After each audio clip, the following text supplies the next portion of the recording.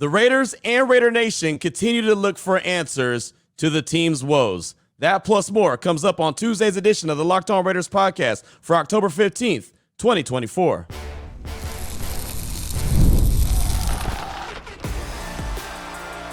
You are Locked On Raiders, your daily Las Vegas Raiders podcast. Part of the Locked On Podcast Network, your team every day.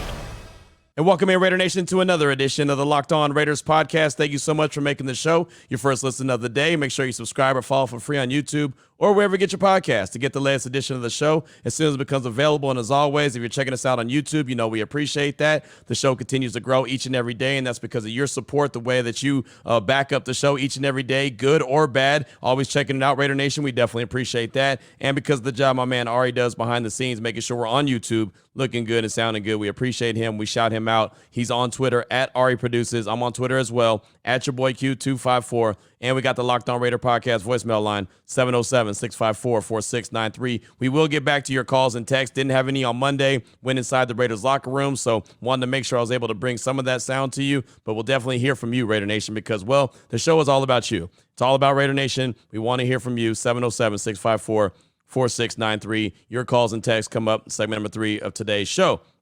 Segment number 2, there's a lot of folks that are calling for everyone to get fired, and I understand. When you start out 2-4, you feel like you had hope going into the season, and then you start looking up and saying, wow, this season's starting to get away from the team, or maybe the season's already gotten away from the team. You start wanting to call for coaches to be fired, whether that's the head coach, the offensive coordinator, defensive coordinator, whatever the case may be, GM, right? I mean, everyone, no one's exempt, right? It's always fire everybody. Well, there's reasons why. History has shown sometimes, and I know Raider Nation hates this word, patience is needed. And sometimes when it comes to head coaching and even offensive coordinators or defensive coordinators, patience is needed. We'll talk about that in segment number 2 of today's Locked On Raiders podcast. Here's segment number 1, news and notes of the day. As I always do, I'll jump right into it after I tell you about the title sponsor of the show, which is Game Time. Download the app, create an account, use promo code LOCKEDONNFL for $20 off your first purchase. We'll tell you a lot more about them later on in the show, but let's go ahead and jump right into it. Again, the Raiders lose 32-13 to the Pittsburgh Steelers. Week 6 action. They dropped to 2-4 overall on the season. And of course, there's plenty of questions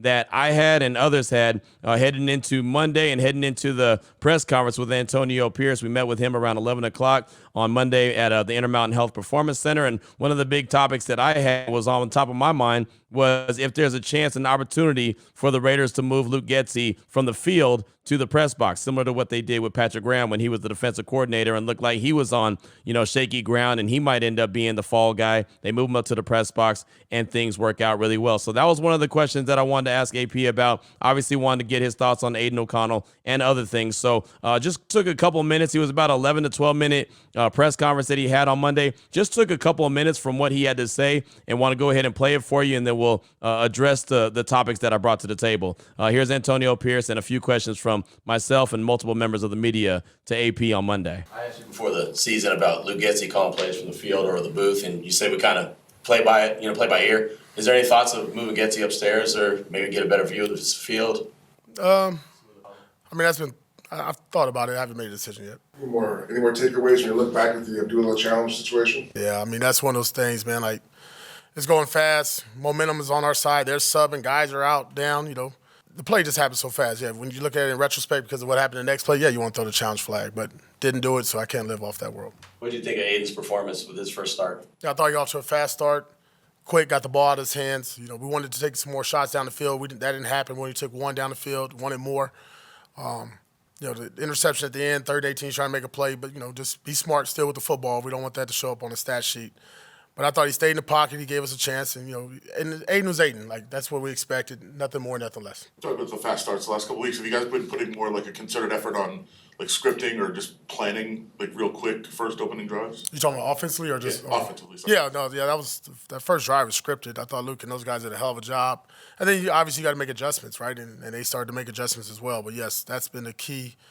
For us offensively, having that script, getting guys comfortable, especially the quarterbacks and receivers, knowing what's coming, what to expect. You can walk through that 1,000 times. And the good thing is we put it on paper. Where we're struggling at right now is in the second quarter. right? Something's going on late in the second quarter, either turnover or bad play on defense, and we're not going into the half the way we want to. Snowballing, because that's what it seemed like it was yesterday. One thing led to another. Yeah. Well, I will say this, right? Even after the fumble, they scored a touchdown and then go back even to like the block punt. I think the defense does a good job responding. We're fighting. We got an interception. Again, there was a penalty there that took it back. Guys are battling their asses off, right? They're battling. They're not blinking. They're not flinching. You hear it on the sideline. They're like, AP, we got it. They're telling each other they got it. It's just you can't have those kind of plays, man. Like, look, you can't turn the ball over and you can't have penalties. That's just the easiest way to lose a football game, and we're doing that. So there you go. Just a couple minute chunk. Again, it was probably about 11 to 12 minute press conference that he had, but those were really some of the questions that I thought were most important and I wanted to highlight. And so obviously Getsy moving to the booth, that was a big subject of conversation here on the show on Monday. And, you know, it was something that I asked him before the season. And so I think that it was a very valid question. It's funny, when I walked into the press conference room, multiple members of the media asked me, well, what do you think they're going to do with Getsy? And I said, well, I think the next natural progression is a move to the booth. And Paul Gutierrez from ESPN said, so that's the question that you're going to ask AP. And I said, absolutely. I asked him, you know, about the move to the booth, or if Getsy was going to call plays from the field or the booth, you know, when the season started. So I feel like it's only a fair follow-up. Like, hey, you know, you told me then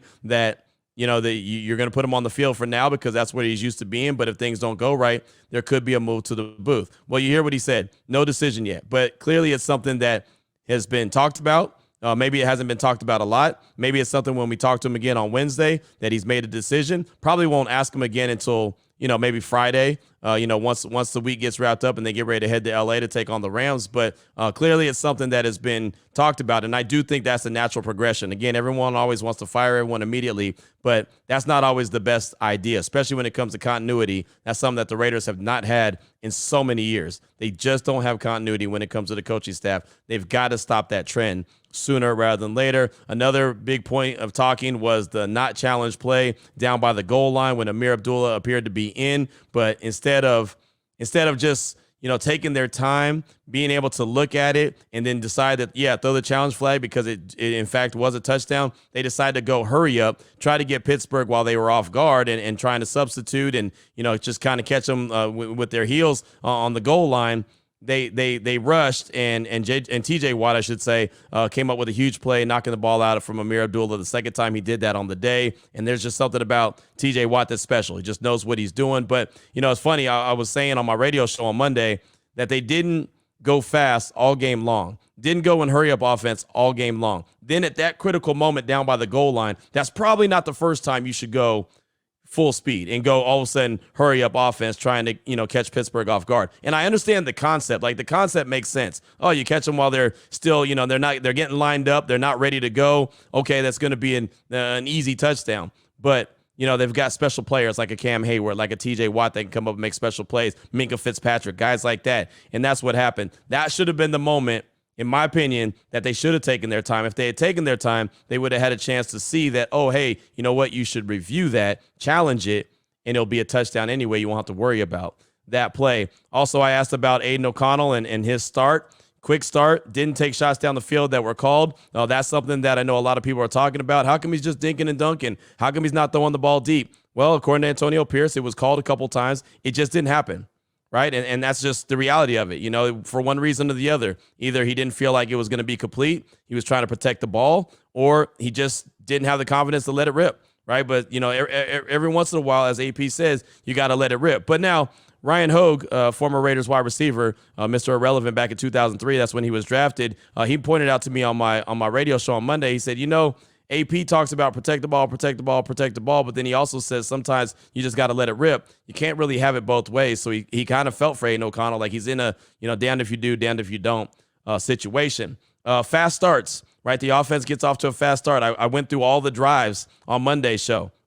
First drive, fantastic. 10 plays, 70 yards, and a touchdown. Then it was a whole lot of nothing afterwards. Well, once they get off a script, once teams have a chance to adjust, then the Raiders can't get going. They've got to figure that out. That has been a problem. That is why, you know, I made the suggestion maybe Getsy needs to go to the booth so he can see the field a little bit better, get a better point of view, and be able to have a better rhythm to his play calling. Again, that's something that is still remain to be seen, but they got off to a fast start. The scripts look good, but out of the scripted plays, it doesn't look good. And then again, the theme that I had on Monday, the theme I had in the in the locker room following the game was the snowball effect, right? And you hear what AP said. Defenses responded. They're battling. They just can't have turnovers and penalties. And again, I mean, as much as we want to really get so technical and make this seem like it's such a difficult game, it comes down to the basics. Tackling. You got to have clean tackling. You can't have a bunch of missed tackles. The second half of the game, the Raiders did. But you can't have missed tackles.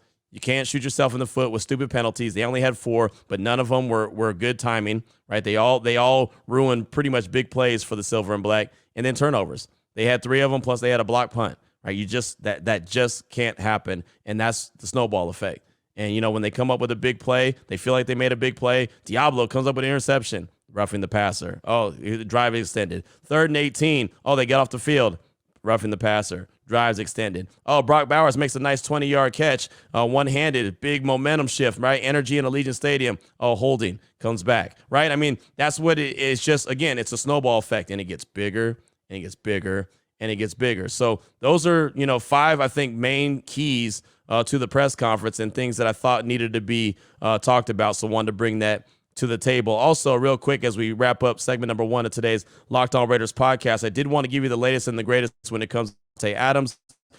Adam Schefter was on the Pat McAfee show on Monday, as he normally is, and just kind of gave a breakdown, had a little back and forth with Pat. But this is the latest and the greatest, according to Adam Schefter, about the Davante Adams trade and where they are right now with that. It's a fluid situation. There's a lot of ways this could go, and here's where it's at. Basically, the Raiders have been adamant that they want a 2+.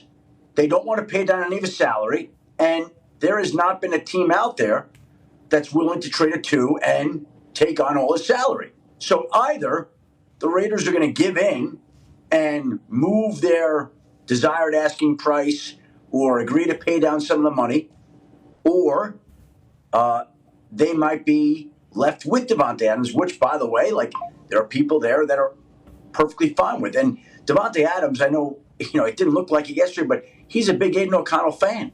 So he might like the idea of playing with Aiden O'Connell. Now, do I still think that there are teams that are going to keep calling about Davante Adams? Of course. Do I still think that the chances are better than not that he will be traded? Yes. All I'm saying is staying in Las Vegas is an option. Same teams as before you feel like more likely to get traded to? Jets, Saints, people he's familiar with, or any team? Yeah, right now, I think the Ravens, Steelers, Bills have all kind of checked in and monitored the situation. The Steelers were in Las Vegas yesterday. I'm sure there were conversations that went on between the two teams to see what it would take. But again, the Raiders have been very stubborn. And, the problem here is they have in their mind, I think, what has come up in the past. Like a year ago at the trade deadline, the Jets were willing to offer 2 second-round draft picks for Davante Adams, and they didn't do the deal. And then in the offseason this summer, there were teams out there that were willing to give up at least a second-round draft pick, and they didn't do that.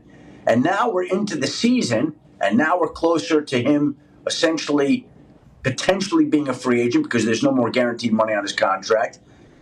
And teams aren't willing to give up what they were before. And the Raiders know what was offered before, and they don't want to move off that.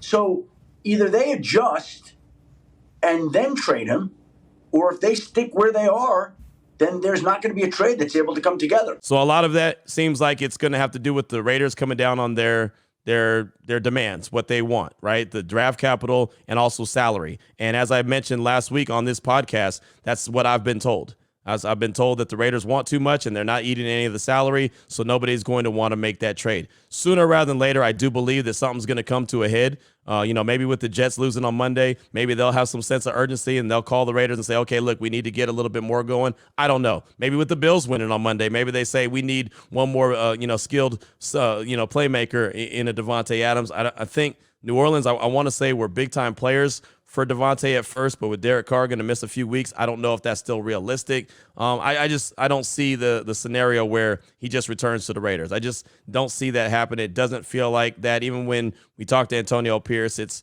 more like, Davante's not a distraction. We're just moving on with who we have. And then he'll talk about Jacoby being out, right? It just seems like there's a disconnect there. and a fracture in that relationship that can't be repaired. Again, that's just me. Maybe they'll prove to say, hey, you know what, Q, you have no idea what you're talking about. All is good, right? We had to come to Jesus meeting and we're all straight. Maybe that's what it is. To me, it doesn't feel like that. And I always roll with my gut feeling. Sometimes my gut feeling is gas, but more times than not, my gut feeling is correct. And that's just kind of what that situation feels like. Coming up in segment number 2, Antonio Pierce still learning as a head coach. I know a lot of folks are drawing impatient, but patience may be needed. I'll explain that coming up in segment number 2 of today's Locked On Raiders podcast. Before we get to that, though, I do want to tell you about a couple of great sponsors here on the Locked On Raiders podcast, including FanDuel. And it's America's #1 sports book. And I know 6 weeks are officially in the books, but there's a lot of football to be played and a lot of money to be made. You can jump into the season right now and get a big return on FanDuel. When you get a hunch in the middle of the game, maybe you saw that Monday night football game between the Bills and the Jets, and you started feeling some type of way. The Jets aren't going to be able to maintain. Yeah, they had a Hail Mary touchdown at the end of the first half, and that drew them closer, but the Bills are the better team. Maybe you went in on a bet. You could do that at FanDuel.com. You could also check out the latest stats. You can see live play-by-play and so much more on the same page where you place your bets. You'll get started with $200 in bonus bets. That's guaranteed when you place your first $5 bet at FanDuel.com. Remember, it's America's #1 sportsbook. I also want to tell you about Prize Picks. I tell you about Prize Picks quite a bit, but for those that don't know, it's the best place to get real money sports action. With over 10 million members and billions of dollars in awarded winnings, Prize Picks has made daily fantasy sports accessible to all. You pick more or less on at least 2 players for a shot to win up to 100 times your cash. Run your game all season long on Prize Picks. Right now, Prize Picks is the best place to get real money sports action. You can join over 10 million users. You can sign up today, and they invented the flex play. What does that mean? Well, it means you can still cash out if your lineup isn't perfect. Great. You could double your money even if one of your picks doesn't hit. That's what Prize Picks. They also put their members first, so all withdrawals are fast, safe, and secure. When your picks hit, you can get your money in as quick as 15 minutes. All you got to do is download the Prize Picks app today. Use promo code LOCKEDONNFL. It's all one word to get $50 instantly after you play your first $5 lineup. Again, download the app today. Prize Picks. Locked On NFL is the promo code. You'll get $50 instantly after you play your first $5 lineup. Do that right now with Prize Picks. All right, Raider Nation, here we go. Segment number 2 of today's Locked On Raiders podcast. Want to talk about just consistency at the head coach, even with the offensive coordinator, right? And look, I know that on Monday's show, I talked a lot about Luke Getsy, and there's been a lot of questions about Luke Getsy and what the Raiders are going to do with him, and the play calling doesn't seem to be right, and that's why I made the suggestion to move him up to the booth. I feel like that's a realistic progression. I don't see AP making a knee-jerk reaction just to go ahead and fire him. All right, you're out of here. 6 games into this, you're out of here. He just doesn't seem like that type of guy. I know I don't know him personally. I don't hang out with him, but I feel like I've talked to him enough to understand that he's not that guy that's just going to go ahead and make that type of move that quick. Now there's certain teams that might make a move that quick, but I don't think that AP as the head coach of the Silver and Black will do that. And for those that are saying, well, AP's in over his head, he can't handle it, he doesn't have enough experience, he's not the right guy for the job. One, you might be right. Right? I'm not saying you are. I'm a guy that pounded the table and said that AP should get the head coaching job. So I'm going to stick by that. I'm not going to all of a sudden bail on it six games into the first year as him being the full-time head coach. And I know that he coached last season, the last 9 games as the interim head coach, went 5-4 down the stretch. Okay, cool. Earned this job. But now he's the full-time coach. Now everything is on him. Right? And he's trying to build this team, put this team together. So he's got 6 games under his belt. He's gone 2-4. Is that the record he wants? Absolutely not. But that's the record that him and the Raiders have earned. Right? I mean, there's no other way to put it. That's the record that they've earned. You are who your record says you are. It just is what it is, regardless of what situations popped up, regardless of ifs, ands, and buts.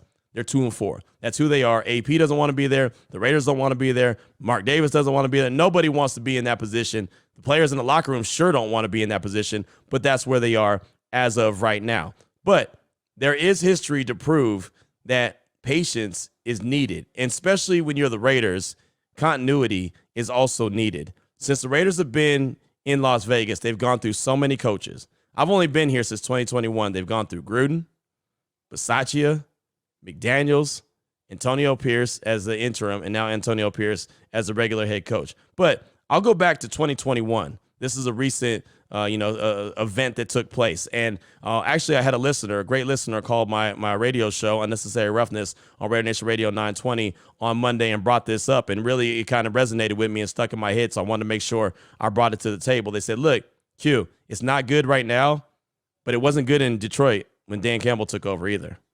And it made me think, you're right. It wasn't very good. We all remember the opening press conference where, he talked about biting off kneecaps and he's going to do this, that, and the third. And everyone laughed, including myself. I was the last guy to get on the Lions, bandwagon and say that they're going to be that team. I didn't believe it. I know the whole hard knock stuff and tough guy this, tough guy that, rah this, rah. Sound familiar? Right? A lot of people, are calling AP a cheerleader now. Well, he's just a cheerleader. He's just a motivator. He's not a real coach. A lot of folks were saying that about Dan Campbell before he ever coached his first game, because of all the stuff that they heard. And I'll tell you, I was one of them. I have no problem admitting that, this guy seems like he's just, I'm a tough guy. I'm a tough football coach. Just didn't seem realistic.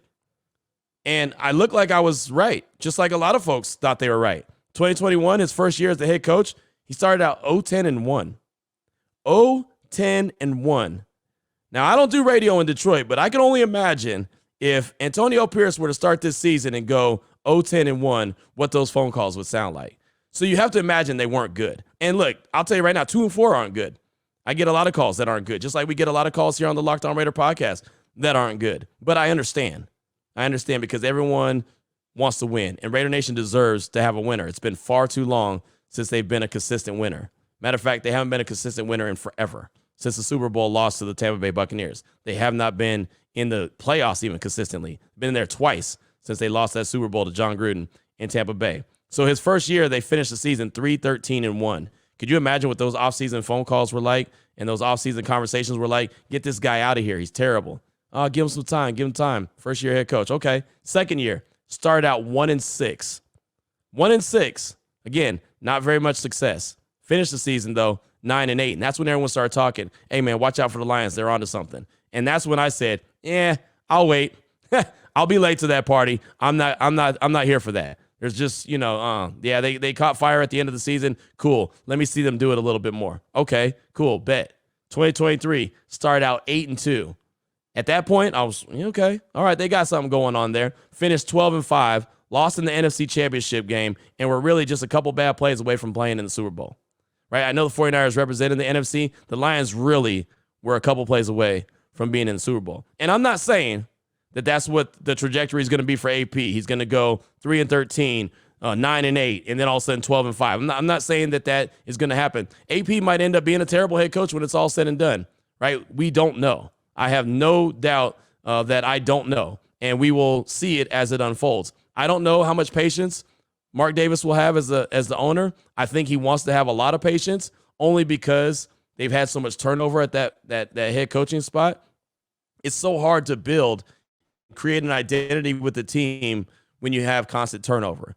He's got a vision, so Tom Telesco is trying to get players in the building that match that vision. Then all of a sudden you get a new head coach. Boom, now his vision is different. So now you're trying to get more guys. And that's what's happened with the Raiders. They had a Gruden, Mayock type vision. Then they had a McDaniel, Ziegler type vision. Then they had a AP, Champ Kelly type vision. Now they've got an AP, Tom Telesco type vision. Like, there's a lot of difference going on. And, it very well could be that, maybe Luke Getsy's not the right guy for the job. But I think that the patience is going to be there to find out. Look at Patrick Graham. I was excited when the Raiders hired him as a defensive coordinator. I thought, man, this guy was a guy that did some good things in New York, and he was a guy that was, in conversations to be a potential head coach. And then it didn't look good at all. It looked terrible. And everyone, oh, Q, what about your potential head coach? Yeah, he's terrible. Get him out of here.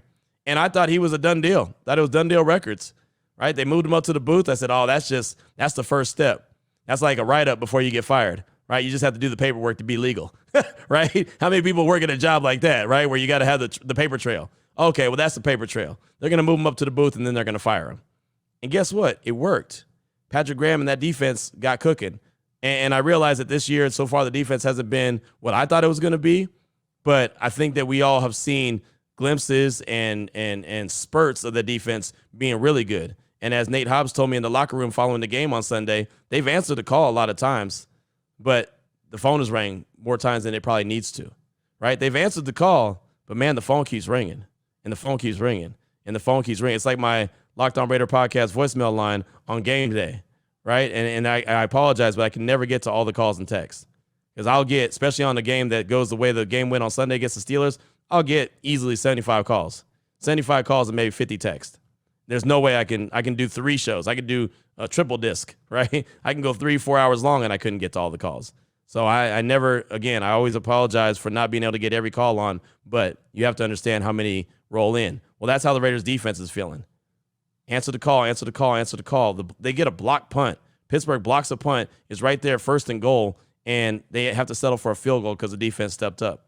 So they have their moments where they do everything that they can to help the team win. The offense hasn't complimented them.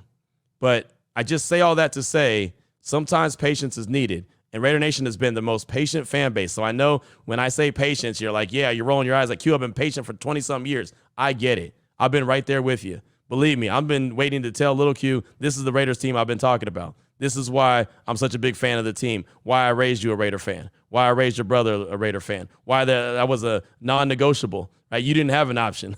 My dad gave me an option. I didn't give my kids options. I was like, no, you're a Raider fan. Right? I'm still young enough to create some more. So you got some choices to make. There's only one. No, but in reality, like that's real. Like, you know, that's what it was about. But even to this day, as much as Lil Q is a fan of the Raiders, he'll hit me and say, Dad, man, when's this thing going to turn around? Where's this great team that you're talking about? I'm like, son, I'm waiting too. Right? Patience stinks. Yeah, I hate having to be patient for anything, not just the Raiders winning, just in general. We live in a microwave society, right? We want everything instantly. I'm no different. Raider Nation's no different, but the only difference is that Raider Nation's been waiting for so long to have a consistent product that's really good. So it's hard to be patient. I get it. But I'm not bailing on Antonio Pierce right now. He's 6 games into his coaching career. Does he stub his toe multiple times? Yep. Has he had, bad decisions that he probably would like back? Absolutely. But that's all, in my opinion, part of the growing process. Either you're going to rock with him or you're not. And you don't have to. Your choice could be like, yeah, Q, thanks, but no thanks. Give me someone else. I know it probably isn't easier. It makes it no easier, the fact that Jim Harbaugh was available and he has a track record of being a really good head coach.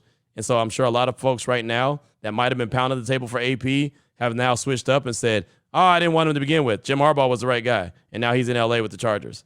And some people might have wanted Jim Harbaugh from the jump. And if you did, then, maybe that was the right decision.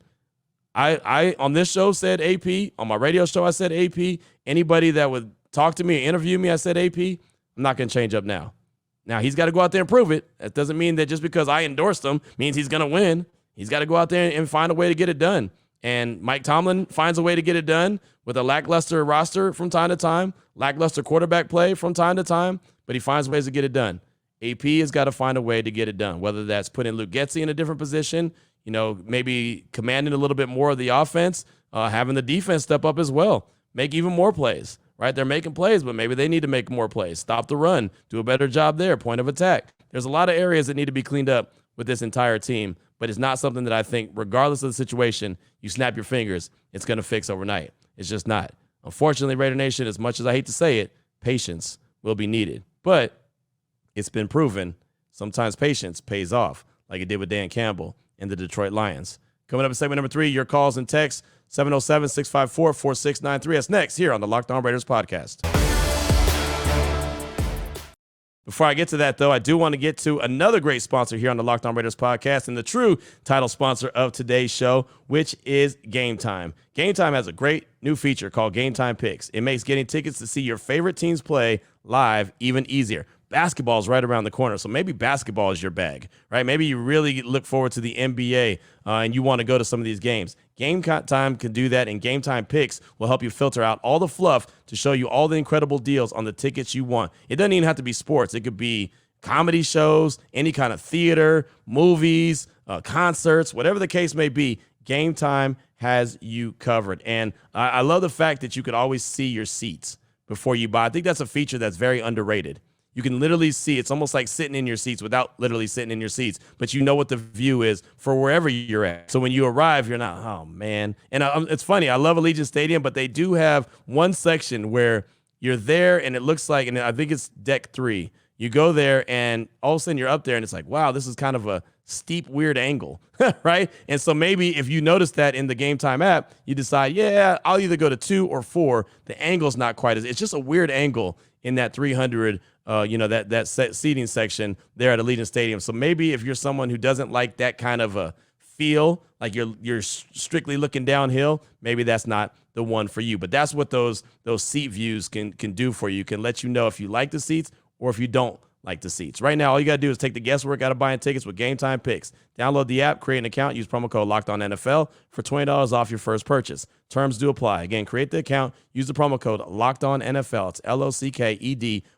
NFL for $20 off. Download Game Time today. What time is it? Game time. Here we go, Raider Nation. Segment number 3 of today's Locked On Raiders podcast. Your calls and texts off that Locked On Raider podcast voicemail line, 707-654-4693. Went a little bit long there in segment 1 and 2, so I don't have a lot of time for some calls and texts, but I'll get to a couple real quick. Let's jump into the first call from Eric from Oakland. He's calling to talk about the inexperience of head coach Antonio Pierce and gets his victory lap on while he's on the way. Here he is, Eric from Oakland. Hey, yo, what up, Q? This is Eric from Oakland, hitting you up again right here with this loss of the Raiders. It took me about a day or so to really review and really look at what the hell is going on with this team. And honestly, Raider Nation, I hate to tell you, but I told you so. I told you so. Antonio Pierce, he's a good hype man.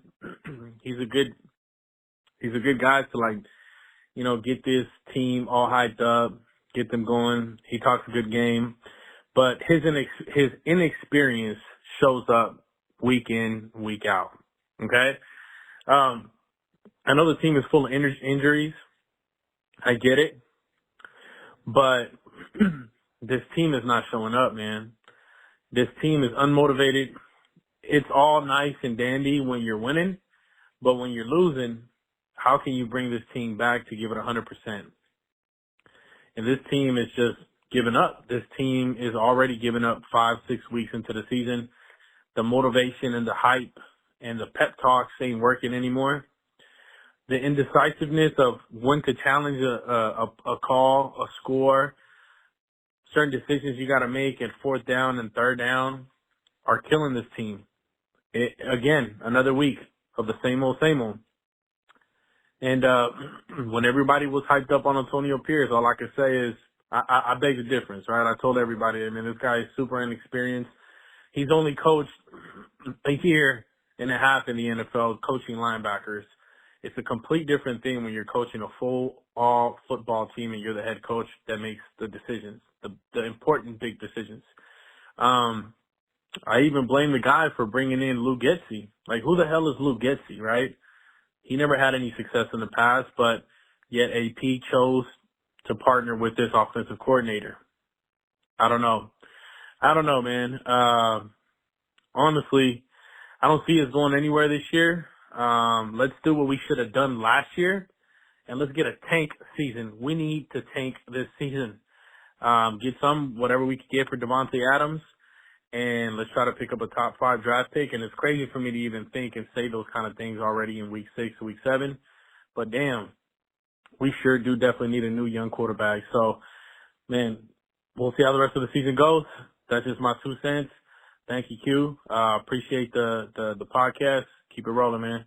We'll talk soon. Eric, thanks for the call. Appreciate you, my man. And yeah, you're right. The inexperience is definitely showing up for AP. You may be right. He might not be able to overcome it, like I mentioned in segment number 2.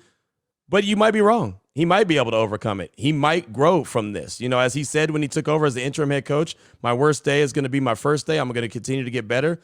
It's not something that is just, like riding a bike. Like all of a sudden you just get on it and you figure it out, right? It's not simple math. NFL's tough. Coaching is tough. Managing people is tough, right? Leading men is tough. Leading alpha dogs is tough. None of that's easy. Making in-game decisions is hard. Right? I sit in the press box or on my couch and watch the game, and I feel like, oh, man, I can make that call. But, man, when everything is hot, when the clock is ticking, when you got everyone looking at you, sometimes that decision ain't easy.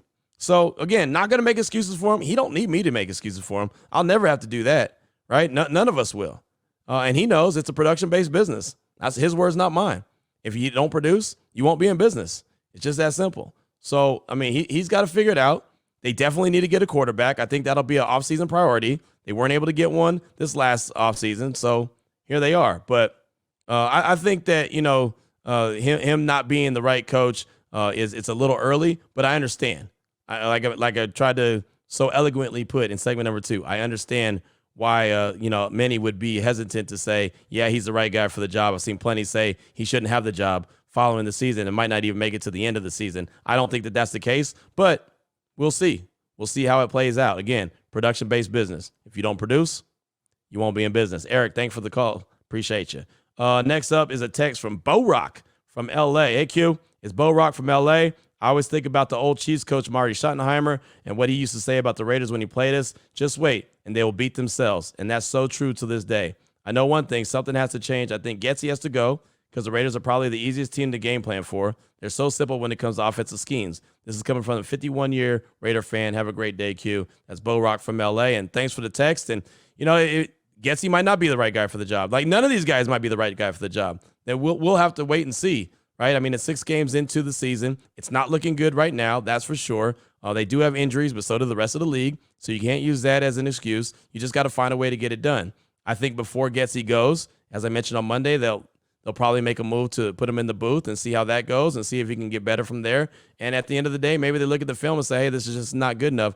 We got to move on. Something they've got to do, they got to figure it out, though. You're absolutely right. And, Marty Schottenheimer back in the day, as he was the head coach, he did say the Raiders will beat themselves, and that's kind of what they've been notorious for forever, right? Self-inflicted wounds. And they cleaned that up quite a bit, and AP did a really good job of cleaning that up while he was an interim coach. But they're, back to those shooting themselves in the foot ways, and they're not good enough to overcome it, even when it's little things like a penalty, like even a false start.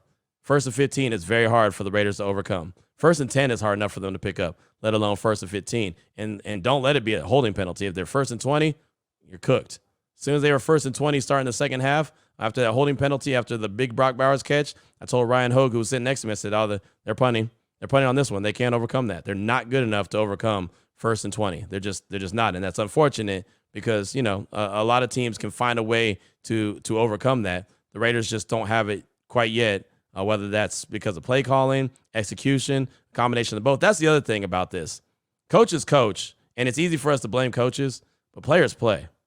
And if the players aren't out there executing, doing what they're supposed to do, like if Luke Getsy calls a deep shot from Aiden O'Connell and he doesn't throw it because he doesn't trust himself or he thinks he's going to, turn it over or whatever the case, whatever reason he doesn't throw it, guess what? That deep shot was called. They just didn't take it. That's execution. Coaches coach, players play. Got a call from Cheese Grater Raider. He's calling to talk about what he believes the Raiders' record should be, and he'll tell you why. Here he is, Cheese Grater Raider. Hey, what's going on, Q? What's going on, Raider Nation?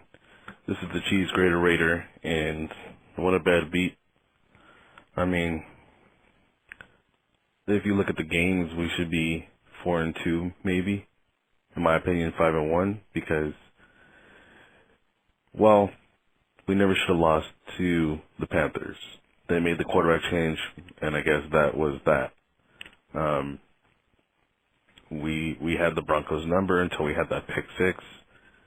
And then with this last game, I mean, talk about bad timing, huh?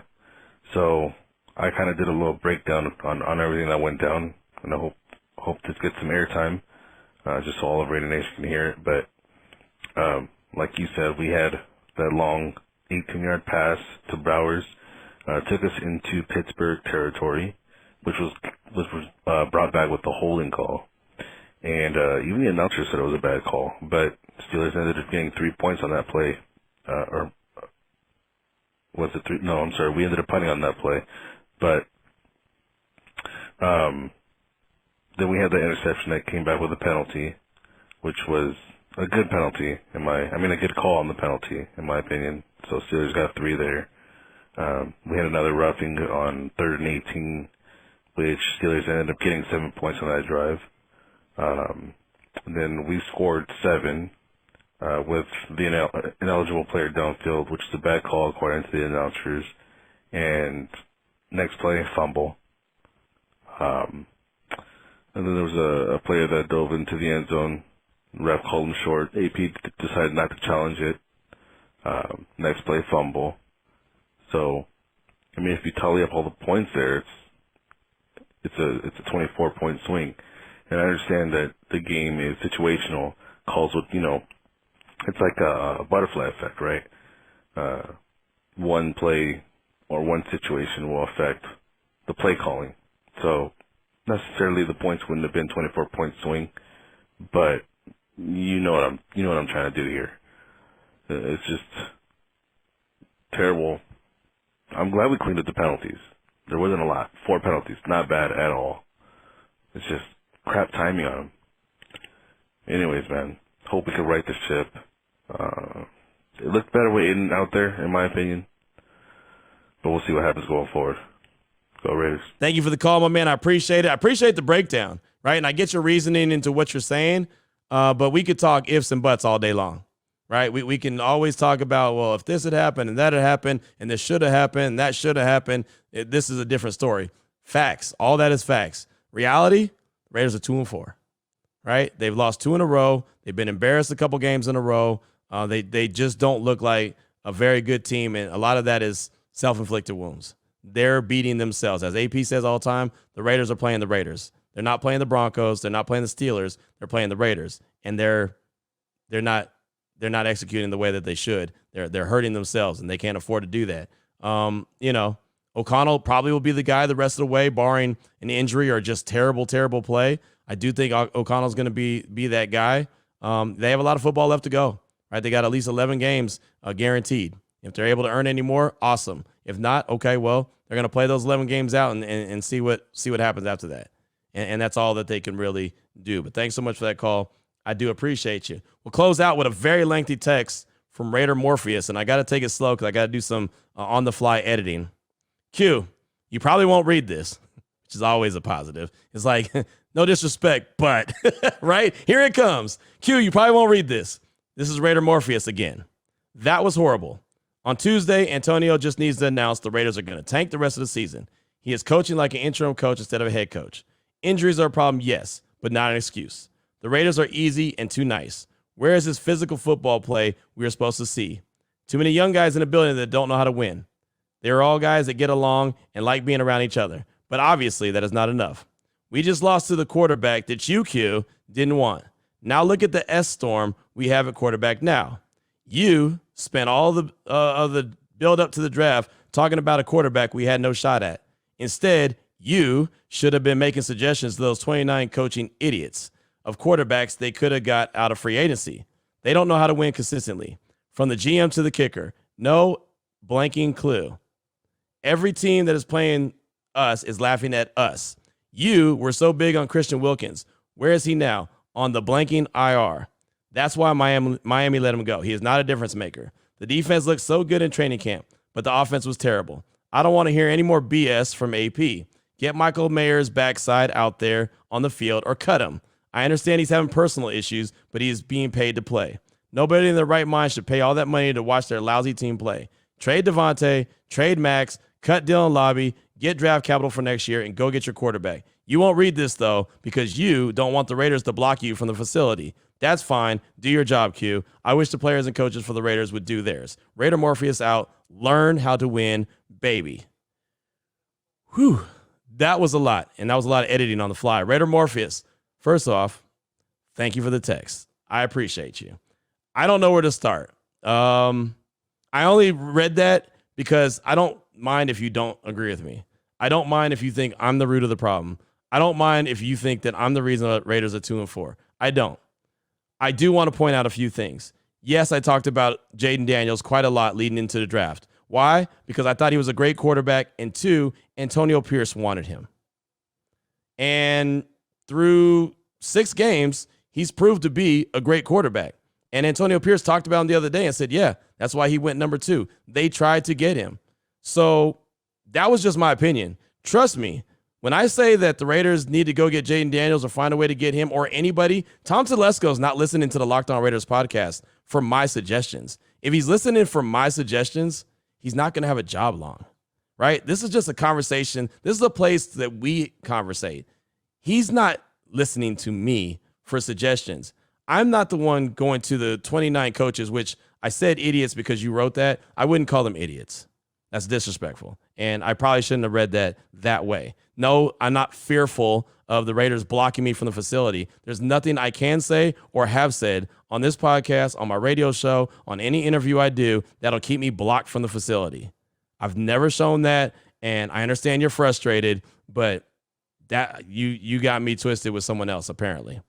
So what else did I do wrong? Oh, Christian Wilkins is a difference maker. Miami did not re-sign him because they didn't want to pay a whole lot of money, just like they didn't want to pay a lot of money to the offensive lineman that they let go to Carolina, and also another defensive player that they lost. There was a lot of different, because they were signing Tua Tagovailoa. They were giving extra money to Tyreek Hill. They were giving a contract extension to Jalen Waddle. That's why they didn't value Christian Wilkins like that. But until he got injured, yes, he was a difference maker. He got sacks. He helped Max Crosby get sacked. Remember that Baltimore win that everybody was celebrating? Remember the game-sealing play pretty much for Max Crosby? You know who else assisted him in that? Christian Wilkins. He took a double team and pushed them guys away and left a clear lane for Max Crosby to scream down there and get to Lamar Jackson. So Christian Wilkins is definitely a difference maker. The problem is he is on IR, like a lot of players across the league are on IR.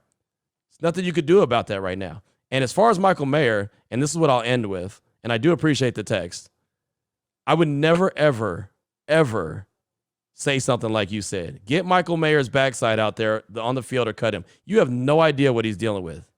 He's dealing with something very personal. I don't know the details on it. I don't.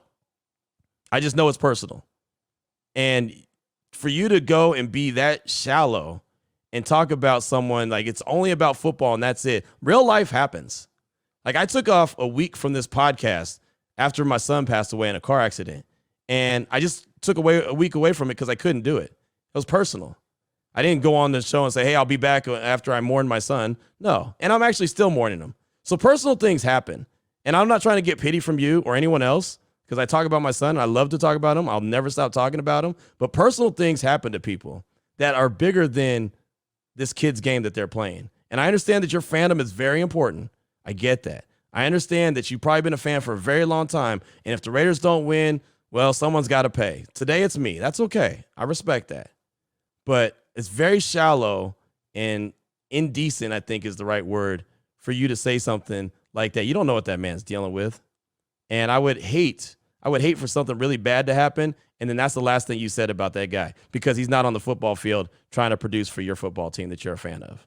So I probably won't read this because I don't want to get blocked from the facility. Your words, not mine. You probably won't text back because you don't like my response, but here it is. So thank you so much for that. I appreciate you. I hope all is well with you. All is well with your family. I hope nothing ever tragic happens to you and you have to feel bad about talking bad about someone else or someone else talks bad about you. I never wish that on anybody. So hopefully, Raider Morpheus, you're having a fantastic day, an awesome week, and everything goes really well for you. And I appreciate you. So that's it for today's show. It went a little longer than I was supposed to, but it's how it goes sometimes. So thank you for all the feedback. I appreciate it. Appreciate the frustration, but it happens. 2-4 is going to have some frustrating feelings. So we'll be back tomorrow. We'll give you the news and notes. We'll have more conversation. We'll have more calls and texts. We got plenty of them. We'll see what happens next. What moves the Raiders make as they start to turn the page and look to Week 7, the LA Rams. Until then, take care of yourself. Take care of your family. Most importantly, just win, baby.